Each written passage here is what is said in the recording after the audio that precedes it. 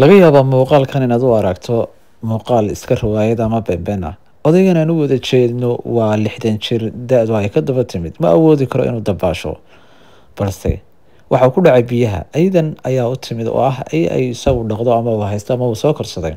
Aydana way qaylinayaan waana yaacayaan. Kadib waxay sameynayaan, waxay u yeerayaan mid ka mid ah mulkiilayaashii guriga, kaas oo ah ninkan aabihii wiilkiisii. Kadib xaggiisa u soo yaacayaan odaygii oo waxaan kuli biyaha laba jeer cabaya.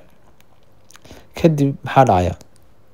Odaygii waxaa loo qaadayaa oo loola yaacaya xagga dhakhtarka maadaama ay biyo badan ku tageen. 3 cisho kadib maxaa dhacay? Odaygii waxaa laga soo bixiyay dhakhtarkii, aydii ayaana loo keenay. Odayga aad ayuu u farxay dhamaantii sababtoo ah naftiisa ayay badbaadiyeen.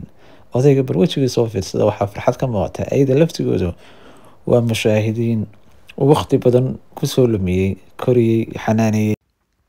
Haddaba muuqaalkiina ujeedadiisu waxay daaran tahay in dhammaanteen isla fahnay, kuwaan ila fahmin aan idiga dabageeyo.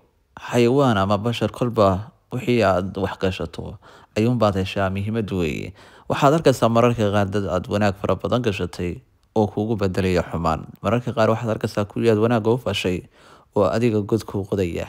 Haddaba ayda iyo xayawaankaba waxa lagu xusaa inay yihiin qaar aan haba yaraatee qofka bini'aadamka dhabarka ka toogan.